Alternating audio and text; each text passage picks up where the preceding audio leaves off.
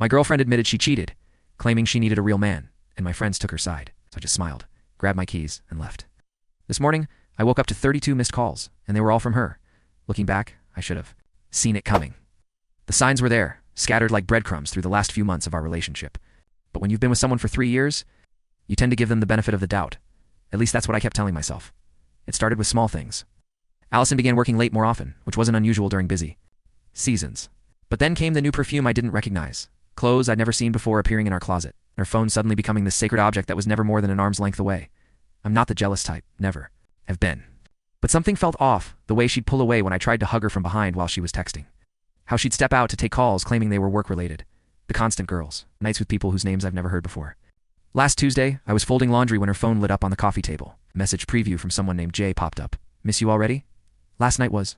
The rest was cut off, but my stomach dropped. I didn't want to be that guy who snoops through his girlfriend's phone, but the universe seemed to be screaming at me to wake up when she got home that night. I decided to be direct. She was in the kitchen, making herself a smoothie, like nothing was wrong. The sound of the blender filled our apartment as I leaned against the doorframe, watching her. Who's Jay? I asked when she finally turned it off. The change in her posture was instant, her shoulders tensed. But then she did something I wasn't expecting. She smiled. Not her usual warm smile, but something cold and almost triumphant. Wondering when you'd finally catch on. Michael, she said, taking a sip from her glass. Jay's my boss. And yes, I've been sleeping with him for the past 2 months. The casual way, she said. It felt like a slap. No guilt, no shame, just pride. I needed a real man, she continued, smirking. Someone who knows what he wants and goes for it. Not someone who spends his weekends playing video games with Jacob and watching stupid movies. I stood there, processing. Her words. 3 years together, and this was how she really saw me through the shock. I felt something else rising. Not anger, but a strange sense of clarity. Does Chloe know? I asked, thinking of our mutual friend who'd introduced us. Oh, she's known for weeks. Allison laughed. Most of our friends know they understand. She can actually provide a future, not just dreams and excuses. That hit harder than the cheating. Admission. These people we'd shared birthdays, holidays, and countless dinners with. They'd all been watching this happen. Probably laughing behind my back, I pulled out my phone and opened my group chat with Jacob and Chloe. Is this true, you all? New? Jacob's response came quickly. Bro, you're great, but Allison deserves someone more established. Don't take it personally, Chloe chimed in. We didn't want to hurt you, but maybe this is the wake-up call you need. I looked up from my phone to find Allison watching me, that same smirk still playing on her lips. She was waiting for the explosion, the drama. The scene she could tell everyone about later, poor, immature Michael, losing his cool.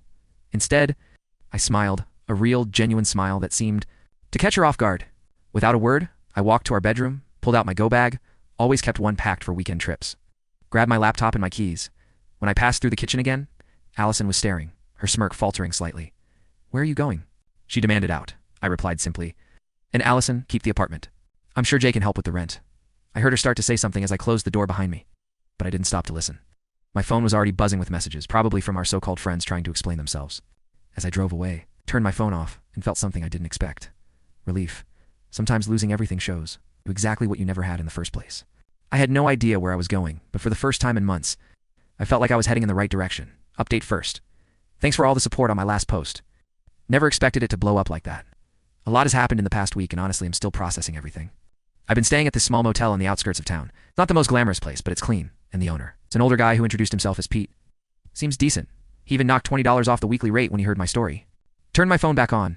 After 2 days of silence, 32 missed calls, 47 text messages. Most from Allison, some from Jacob and Chloe, and a few from numbers I didn't recognize. But what really caught my attention was the notification storm from social media. Allison had been busy. Really busy. Her Instagram story painted a picture I didn't recognize. Apparently I was a controlling, jealous boyfriend who monitored her every move according to her posts. I emotionally manipulated her for years, isolated her from friends, and threw a violent tantrum when she finally stood up for herself. Each post had hundreds of sympathetic comments, including ones from people I thought were my friends. The Crown.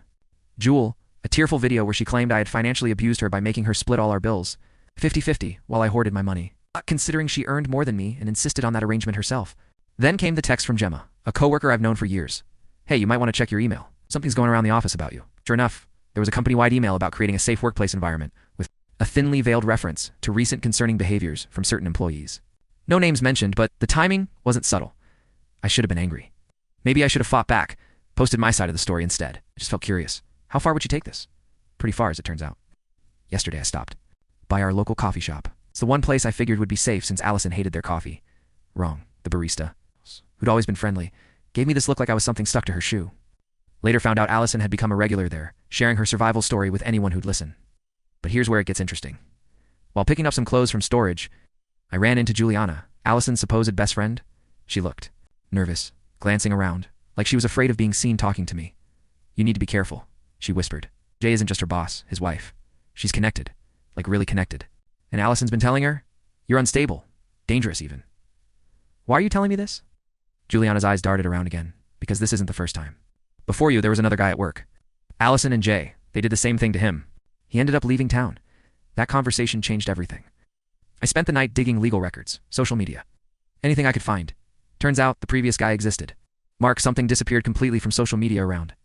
The time Allison started at the company, this morning I got a call from our landlord.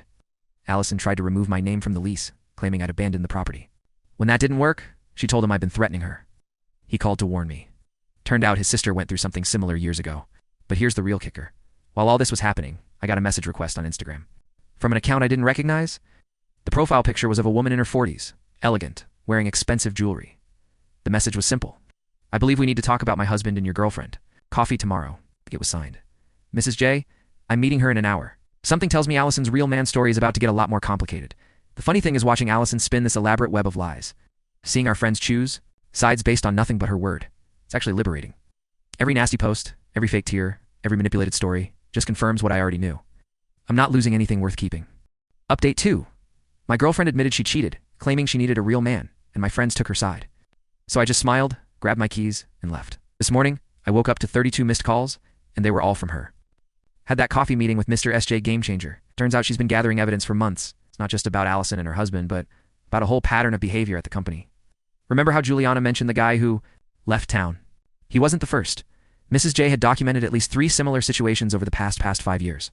Young employees getting involved with her husband, and then helping to push out anyone who might expose them. The difference. This time, Mr. SJ was done playing quiet. She had texts, emails, expense reports, and even security footage from the company parking garage. But she wanted one final piece. Public exposure. That's where the annual company party came in. I wasn't planning to attend. Why would I? But Mrs. J had other ideas. Sometimes she told me, the best revenge is just letting people show their true colors. The party was at a fancy hotel downtown. I arrived late, dressed better than I ever had for these things. The looks when I walked in, priceless. Allison nearly dropped her drink. Jay's face went from red to white so fast. I thought he might pass out. But here's the beautiful part. Didn't have to do anything. Chloe approached first, clearly tipsy. "You've got some nerve showing up here," she slurred, loudly enough for nearby groups to hear. "After everything you put Allison through," I just smiled. "Everything I put her through. That's interesting. Tell me more." That's when Gemma stepped in. Remember her? My coworker? It turns out she'd been quietly collecting her own evidence. Screenshots of Allison bragging about her conquests in company chat groups, and recordings of her planning how to spin the story with Jay. "Actually," Gemma announced, "I think we'd all like to hear the real story." The next hour was like watching dominoes fall. Mrs. J timed her entrance perfectly, tablet in hand.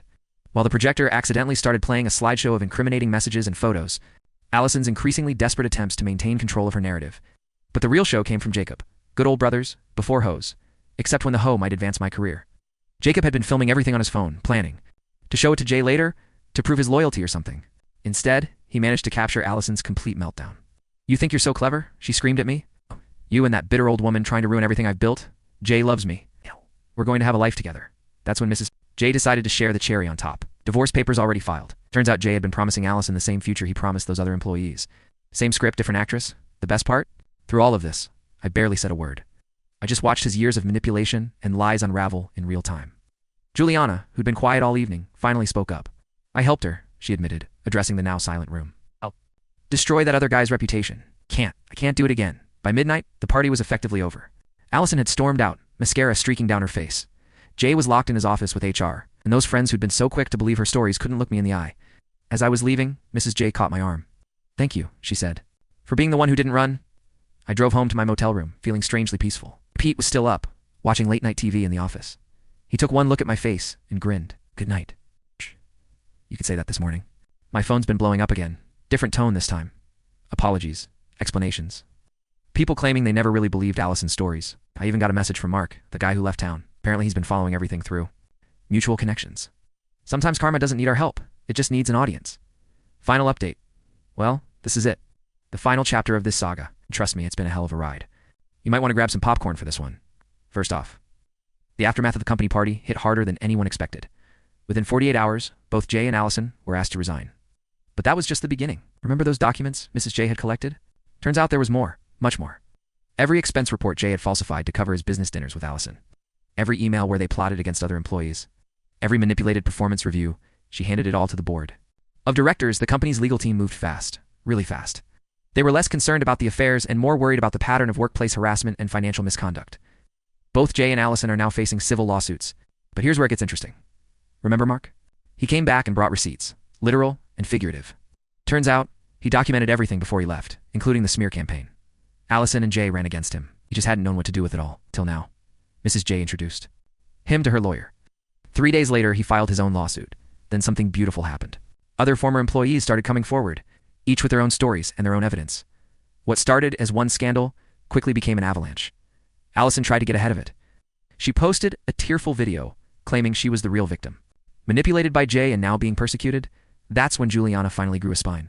She posted screenshots of their private chats, the ones where Allison bragged about her conquests and planned how to destroy people's reputations, the ones where she mocked her victims. Last week, Allison showed up at my motel. Pete, the owner, called me at work. That girl you told me about. She's making a scene in the parking lot. I took my time, driving back, and found her sitting on the hood of my car, mascara streaked, clutching a manila envelope. I have dirt on everyone, she said, trying to sound threatening despite her shaking voice. If you don't help me stop this, I'll release it all. I just laughed. Go ahead. Burn every bridge you have left. See how that works out? She threw the envelope at me. Inside were photos, screenshots, private messages, ammunition she'd collected over years of manipulating people. Her insurance policy. I took pictures of every single page while she watched, then handed it back to her. Release whatever you want. But first look at where your previous schemes got you. The thing about people like Allison is they can't stand when their weapons are turned against them. She tore up the envelope right there in the parking lot, screaming about how we'd all regret this.